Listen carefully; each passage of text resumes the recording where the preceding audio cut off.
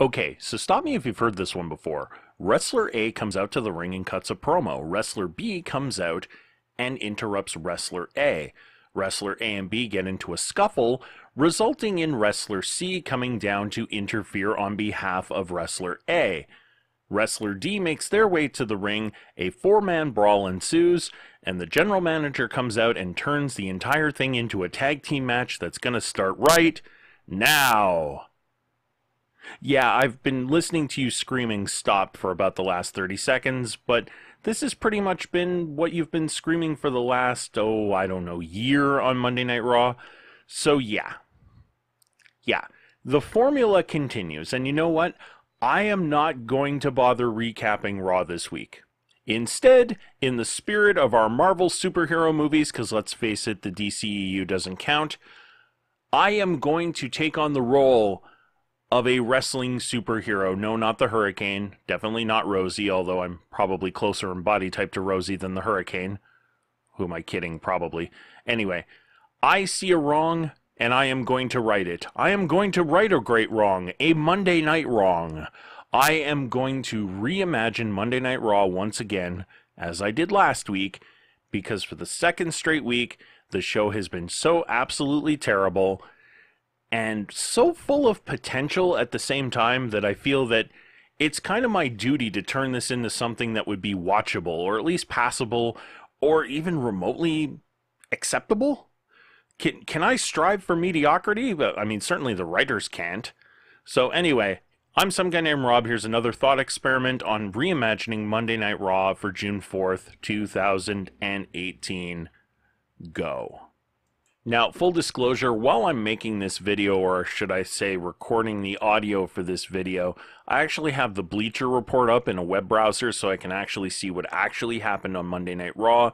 One, because the show was so completely forgettable that I actually need a memory jog to remember how god-awful it was. And two, I want to make sure that there isn't anything that I might have missed that was actually good. Spoiler alert, there wasn't.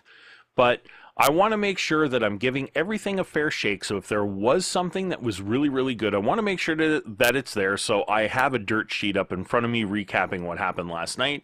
So this means if I'm missing any of the backstage segments and stuff like that that I usually don't pay a whole hell of a lot of attention to anyway because they're generally not very good, that would be why. Okay, so the real show, the real show had Seth Rollins interrupting Elias, Jinder Mahal and Roman Reigns came in, and then Kurt Angle decided to make a tag team match that started right now, much to the delight of the fans, because the fans in Houston are probably suffering from heat stroke. That's my guess anyway. It's the only reason why I can possibly imagine them enjoying the fact that it's been the same opening formula to Monday Night Raw for weeks and weeks on end. But anyway, so I'm going to keep the same four people in there, but I'm going to change the match completely. I'm going to turn this into a singles match between Elias and Roman Reigns. I am going to have an extended Elias segment to start off the show, and I am going to have Roman Reigns come down and basically try to avenge his brother from the Shield. Now, just a quick little continuity thing for those of you who watched my reimagining video from last week. I'm not going to keep it canon that Seth Rollins lost the IC title last week. Go back and watch the video from the previous week. You'll understand everything I'm talking about. Maybe I'll put a link in the doobly-doo. Anyway, Roman Reigns comes out, and he basically, comes to step up to Elias. They have a scheduled match. This is actually a scheduled match. It's meant to be the main event of the night, but they're not going to wait for it. They're going to have it right now. And while Roman Reigns is distracted with something, probably, the theme music for Jinder Mahal, Elias cracks Roman Reigns with the guitar to start off before the match officially begins. And we get a referee into the ring. The match begins. And we go on, Elias and Roman Reigns back and forth, with Elias outsmarting the big dog whenever he can, much like he did last night. Now, of course, because we have to pretend that Roman Reigns is the face in this encounter, in spite of the fact that every promo that he cuts, he comes off like a colossal douchebag, Roman Reigns will mount a comeback only to have Jinder Mahal come out and interfere. Seth Rollins comes out to make a save-ish, kind of a slow save. It doesn't really work. Roman Reigns will take the pin here. It will be a pinfall victory on Roman Reigns. The reason for this is that between the Roman Reigns pinfall and the less than effective save by Seth Rollins, we are setting up, of course, for Seth Rollins versus Roman Reigns. This is something that I alluded to last week in my reimagining video as well. Because one, I think that Seth Rollins is really the only guy that can get Roman Reigns over. At this point, the only reason why they're cheering for Roman Reigns is his association with Seth Rollins. So, yeah, and I think Seth Rollins is really the only guy on the roster right now who can actually drag a good match out of Roman Reigns. And of course, going into the second segment, it's actually a good thing I have the Bleacher Report open because I'd completely forgotten about the Curt Hawkins search for win number 1 after 199 straight losses. This is a segment I'm actually not going to change. I'm going to have him in the ring with a local enhancement talent and promising free tacos to everybody, have Baron Corbin come out, cause the DQ victory for the local jobber. And basically, the only reason for this is to have Curt Hawkins go after Baron Corbin because I really enjoyed that taco slap from last night. That was one of the most entertaining spots of the real show that the real writers, you know, the writers that are paid to come up with this shit, that actually was one of the most entertaining spots of the night to me. So I'm actually not going to change this at all. On the other hand, our next segment is going to get some major surgery because, quite honestly, as offensive as it was to see Nia Jax do the complete non-heel heel turn by baiting Ronda Rousey and antagonizing her while beating up on a local jobber it was twice as baffling and confusing and infuriating to see Nia Jax have a match against Ronda's friend, and I put that in air quotes because, quite frankly, they don't have a neon sign big enough to fit in the arena that says, I am going to turn on Ronda Rousey for Natalya. And all of a sudden she's showing compassion when Natalya gets hurt. This makes no sense. The way they're booking this makes no goddamn sense, and I'm baffled by the whole thing. The whole thing just absolutely, it boggles the mind. Like, where do they come up with this? That they don't think that people are going to remember from week to week how Nia Jax's alliance is completely pulling a 180. She's pulling so many 180s with her alliance, she's going to drill herself into the center of the earth. I mean, it's now at the point where with this week and this sort of, I don't know if it's supposed to be feigned or if it's supposed to be real concern for Natalya and hurting her in the ring, but right now, Nia Jax has lost all credibility as a heel, as a face, and as a champion. And right now the Raw Women's Division is completely fucked because nobody has any credibility anymore. Except for maybe the Riot Squad. The Riot Squad are really the only ones that have any credibility right now. And that's, you know, they're nowhere near the championship picture unless, of course, Ruby Riott wins the Money in the Bank match. But yeah, there's no credibility in the women's division anymore on Raw. It's gone completely to shit ever since WrestleMania. The WrestleMania match between Nia Jax and Alexa Bliss, with the way that it went down, with the pre-match beatdown on the potential outside interference, with the way that the match went in the ring, kept it reasonably short and sweet. Nia got her victory. Everything seemed like it was firing on all cylinders, but after that moment, everything went completely to shit.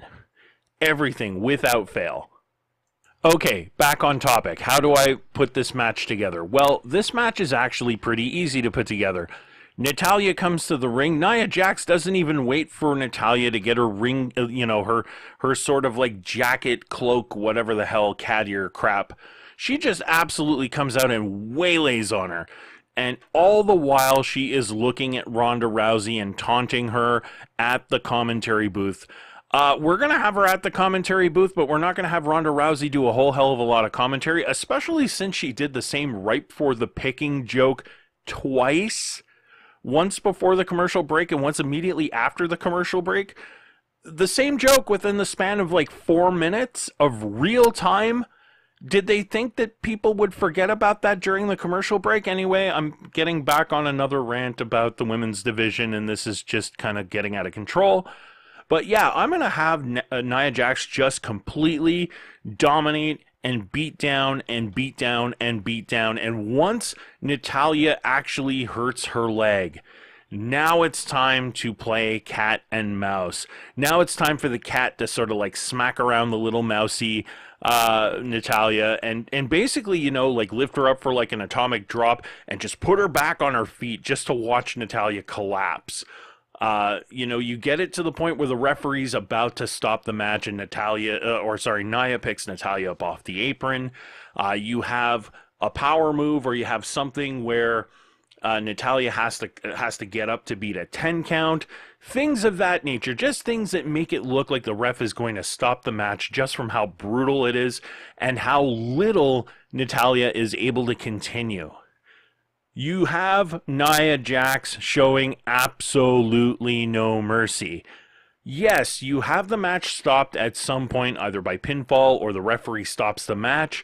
Ronda hits the ring because the beatdown is going to continue. Nia Jax taunts Ronda Rousey all the way to the back. Later on, when you have the backstage segment with Natalya and her leg is all iced up and Ronda Rousey is there, you have Natalya show maybe a little to a whole lot of annoyance about how her best friend and her training partner, the one who, you know, Natalya helped to get into the WWE and helped get her ready for her big match at WrestleMania, wasn't there to help her out when she really needed her. Because we all know the heel turn is coming for Natalya on Ronda Rousey. Let's start getting this, you know, let's start putting this in. Let's get the wheels in motion here. Now, I'm not saying that you need to drag this out to Bayley Sasha Banks levels, but yeah, get things ready. Start putting this together so that way the heel turn, you know it's going to come. It's just a question of when and a question of how kind of, you know, how you're going to put it in storyline. Because let's face it, the WWE could stand to get some better storylines going again. The women's division, again, I'm going to harp on this for a long time because the women's division pre-WrestleMania was the strength of the company. And now it's become, it's almost back to the days of the Divas. It's almost back to the days of the purple butterfly belt or whatever fucking color that thing was, where you just couldn't take women's wrestling seriously. And yeah, that's pretty much where we're going with this. So this has to stop. We need to put some real storylines in place. So having Nia complete the heel turn, be a full-on heel, embrace it, love it, do whatever you want with it, and hope to God that the fans don't start harping on the fact that Nia was the anti-bully person and now she's turned into a total bully. Yeah, okay, we'll hand-wave that one, but at least make her character consistent and set up the Ronda Rousey-Natalya feud for later on. Next up, we're still going to have Braun Strowman versus Bobby Roode, only we are going to make one major change. We are going to have Kevin Owens attacking Braun Strowman before the match as he's making his entrance. So Braun Strowman comes out. Bobby Roode is already in the ring. You know, he's doing his kind of little warm-up thing with his arms. He's about to raise up his arms and do the big scream before walking down the ramp. Kevin Owens comes from behind, clips out, chop blocks the leg, maybe beats his leg with a chair or something, hits him with a senton on the outside on the ramp, throws him into the guardrail, and then kind of tosses him in the ring for Bobby Roode to kind of pick off. From there, at least Bobby Roode has a fighting chance to get in a little bit of offense before the inevitable, you know, pick up and squash. Because really, what the hell was the point of the way that they did it on Monday Night Raw, other than to have that cool little moment where Braun Strowman smashes a worked, like a gimmicked ladder with his bare hands? By the way, kudos to the production crew. I don't do this very often, but kudos to the production crew for not fucking up and showing the angle so you could see exactly how that ladder was worked. So, you know, bravo. At least you did one thing right tonight. Next, we move to the Tag Team Battle Royal to determine who the #1 contenders will be for Bray Wyatt and Matt Hardy's tag team titles. So who will face the Deleters of Worlds at Money in the Bank? I'm going to more or less keep this the same with a couple of exceptions, one of which is going to be that Drew McIntyre and Dolph Ziggler are not actually invited to this match. The intros are going to happen, and then just as the match is about to start, McIntyre and Ziggler are going to come out. They're going to cut a promo on the tag team division, talking about how they're complacent, how they're pathetic, how nobody can stand up to them, how nobody can compare to them, how nobody is as dominant as they are. I'm pretty sure you know where I'm going with this. We're going to have them come into the ring and basically clean the clocks of everybody who's in the ring. And as they are leaving, out come the Authors of Pain. They're going to come down and put a beating on Drew McIntyre and Dolph Ziggler until they powder out through the crowd. And then we're going to have the Tag Team Battle Royal without the AOP and without Dolph Ziggler and Drew McIntyre. And then you can kind of finish it up any way you want. The way that it finished wasn't too terrible, all things considered, so we can leave it at that. But I wanted to do something a little bit more interesting with McIntyre and Ziggler, as well as, you know, kind of remind the WWE Universe that the Authors of Pain are actually a thing and, quite frankly, the best tag team in the division right now. I know there's a lot of Revival fans who will disagree with me. Maybe Lee is one of them, because I know he's a big fan of the Revival. But yeah, we need the AOP in there somewhere, because they basically haven't been seen since like 2 weeks after WrestleMania. They've completely disappeared off the map. No one knows where they are. They are completely MIA, and we need to get them back in again so that people don't completely forget to give a shit. Okay, this next segment is actually going to be the most difficult one to deal with once again, because quite honestly, the Bobby Lashley-Sami Zayn feud is terrible. The segments are pathetic. The writing is cringeworthy. It's just a completely bad 10 minutes of television, no matter how you slice it.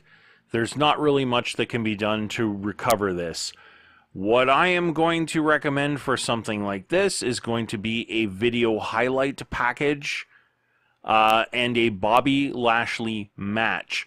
One, because Bobby Lashley needs to be seen on TV actually wrestling, or maybe have a Sami Zayn match. Although Bobby Lashley wrestling makes more sense, because you can have Sami Zayn come out and interfere. But I'm actually going to put a match and a video recap package, because you can kind of edit around the really bad stuff. The other thing is, I'm really sick and tired of Bobby Lashley coming out dressed like a complete dork. I mean, really, the guy's built like a beef mountain, and they dress him up like he belongs. Like, he looks like an extra out of 23 Jump Street. It's terrible. Like, everything is just wrong from beginning to end with these entire segments. And I think having Lashley have a match in the ring, have Sami Zayn come out, do some kind of a beatdown, do some kind of outside interference, and cause a disqualification, or even cause Bobby Lashley to lose the match, set up heat in a much more organic way for the match at Money in the Bank, because quite frankly, the crowd was absolutely dead for this, and I don't blame them one bit. In fact, when Bobby Lashley was coming out and they had the strong side camera on Bobby Lashley, you could see people in like the third row texting. You could see them like leaned over their phone and they're like live tweeting, like, I think like how bored they were. It was pretty bad. So that segment has to go. It's got to be turned into something else that's a little bit more entertaining. The next segment is going to go out more or less unchanged. It's going to be the 6-woman tag match, because we have to give the women something to do, apparently. The major change that I'm going to make is that Sasha Banks and Ember Moon are going to be introduced first. Alexa Bliss is going to be introduced last for that team. The Riot Squad are going to attack Alexa Bliss at the top of the ramp before she's able to make it to the ring to kind of do the whole injury angle, and then you have the Riot Squad come down to start off the match as a handicap match, and you're going to have Bayley come down. The whole thing with Constable Corbin, which I didn't mention earlier because it's stupid, but I guess it plays into this. It's stupid. You're still going to have it be an invalidated win because Bayley was not officially part of the match. It does make it a disqualification because she was not replaced by the general manager or by Constable Corbin, who, by the way, I hope that they dress him up as one of the fashion police and they give him one of the little hats so people can make fun of him. Or they bring him out like a Bad News Barrett type of guy. Honestly, Wade Barrett would have been perfect for this role. But, you know, John Cena ruined his career, so fuck it. Yeah, this is one that you can keep more or less the same. I just want to get the setup of how Bayley gets into the match a little bit different, because honestly, the way that they did it was so unbelievably weak and made it look like they were just copying and pasting from one segment into another with the Natalya thing, because it looked almost identical. It was just terrible. So you have to think of a more creative way, and plus it fits more along the motif of the Riot Squad to do a 3-on-1 attack whenever they can to gain the advantage in a match. So why not keep it in character and make it make a little bit more sense, even if it's not completely great. This, of course, will bring us to the main event, Finn Balor versus Kevin Owens. I was okay with this match, except that by the end of the show, because of how mediocre everything else was, and, you know, mediocre to terrible. Like, mediocre was when they were doing really well. The taco slap was mediocre. And as I said, that was one of the highlights of the night for me. That was as high as the bar really ever got in terms of entertainment value. So by the time of the end of the 3-hour show with Finn Balor versus Kevin Owens, I can understand why the crowd was dead. The match was not all that great. I would have far fewer rest holds. I wouldn't make the match last nearly as long. So the big changes is, yeah, better pacing. I would also have more brawling on the outside, considering how Kevin Owens would basically take a powder anytime that Finn Balor was about to get some real offense going. So I would have more brawling on the outside, maybe even into the crowd to kind of get a little bit more of the excitement up before bringing the match back into the ring. I might have had a spot where Braun Strowman was going to make his way to the ring and like 45, 50 officials had to come out and restrain him and send him to the back. And you have Kevin Owens trying to run away from that as well. Or even better, you have the end of the match be something along the lines of when Kevin Owens is trying to escape up the ramp, out comes Braun Strowman. Well, Kevin Owens has to get back into the ring. The DQ finish, I think, fit Kevin Owens' character pretty well. I think that the timing was bad just because of how bad the rest of the show was, although I do like that after the disqualification there was the continual beatdown to try and soften his opponents for the Money in the Bank. That was kind of nice. I'm not sure where the whole fear of jumping off the ladder came from. That's something that I'm not sure they're going to be able to work into long term, because Kevin Owens has been in ladder matches before. The coup de grace, I will give it I'll give it some credit. They shot it from an angle where it looked the least bad, because it didn't look great. You could tell that Finn barely touched Kevin Owens with that coup de grace. But, yeah, I mean, from that height, if he actually tried to do a real coup de grace, he would have killed him by completely caving in his chest cavity. So I guess they did what they could with what they had. Overall, that match wasn't bad, but it needed to be shortened. The pace needed to be picked up because there were way too many rest holds. There was way too much of Kevin Owens with Finn Balor in a reverse chin lock, just going, ask him, ask him, ask him, as if, you know, a headlock is going to cause a submission. I think the last time that happened was like maybe 1940. I'm pulling a number out of my ass here, but it certainly hasn't been in anything resembling recent memory, David Sammartino's career notwithstanding. So yeah, that's my reimagining, my writing of the Monday Night Wrong for June the 4th, 2018. If you've got better ideas, let me hear them in the comments. Thumbs up if you liked the video, thumbs down if you hated it, but do leave a comment if you hated it because I'd like to know why, what I can do better. And until next time, everybody, take it easy.